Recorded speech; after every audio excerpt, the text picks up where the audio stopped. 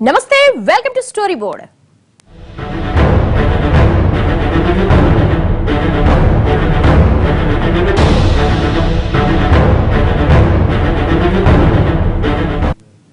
రెండేళ్లకోసారి జరిగే రాజ్యసభ సమరానికి సమయం ఆసన్నమైంది.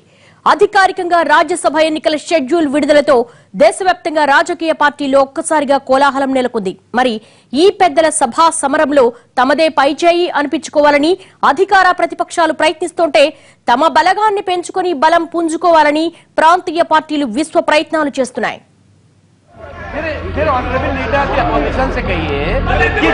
రాజ్యసభ ఎన్నికలంటే ప్రతి రెండేళ్లకు ఒకసారి జరిగే తంతు అని తేలిగ్గా తీసిపారేయడానికి వీల్లేదు. ఎందుకంటే ప్రభుత్వానికి నేరుగా లోక్సభలో తిరుగులేని మెజారిటీ ఉన్నా రాజ్యసభలో బలం లేకపోతే ఉపయోగం ఉండదు. 2014 ఎన్నికల్లో సింగిల్ గా మ్యాజిక్ ఫిగర్ దక్కించుకుని ప్రభంజనం సృష్టించిన కమలనాథులు కీలక బిల్లుల విషయంలో నెగ్గుకు రాలేకపోవడానికి కారణం ఇదే.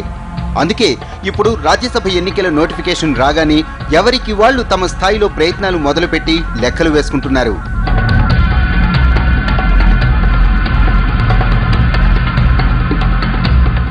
రెండేళ్లకు ఒకసారి అధికారికంగా 300 మంది సభ్యుల పదవీకాలం ముగుస్తుంది.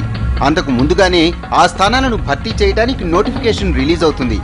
ఇప్పుడు కూడా దేశవ్యాప్తంగా 15 రాష్ట్రాలకు చెందిన 57 మంది ఎంపీల పదవీకాలం ముగిసింది. వీరిలో 53 మందిని పరోక్ష పద్ధతి ద్వారా ఎన్నుకుంటారు. మిగిలిన 4 నామినేటెడ్ ఎంపీలు. ఈ 4లో ఇటీవలే తన పదవీకాలానికి రాజీనామా చేసిన విజయ్ మాల్యా ఒకరు. ఇప్పుడు రాజకీయ పార్టీలన్నీ 53 రాజ్యసభ స్థానాలు దక్కించుకోవడానికి పావులు కదుపుతున్నాయి.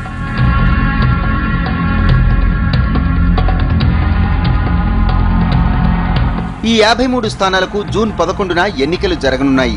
6 ఏళ్ల పదవీకాలం పూర్తి చేసుకున్న రాజ్యసభ సభ్యుల్లో కేంద్ర మంత్రులతో పాటు కీలక జాతీయ స్థాయి నాయకులు కూడా ఉన్నారు. కేంద్ర మంత్రి వెంకయ్య నాయుడు, రైల్వే మంత్రి సురేష్ ప్రభు, పీయూష్ గోయల్, ఆస్కార్ ఫెర్నాండెస్, అంబికా సోని, ఆనంద్ శర్మ, రామ్జెట్ మలానీ, ముక్తార్ అబ్బాస్ నఖ్వీ, కేసీ త్యాగి, శరద్ యాదవ్ లాంటి ప్రముఖులు 2016 జూన్ కల్లా రాజ్యసభ పదవీకాలాన్ని పూర్తి చేసుకోనున్నారు. దీంతో ఘనంగా వీళ్లందరికీ వీడ్కోలు సభ నిర్వహించారు.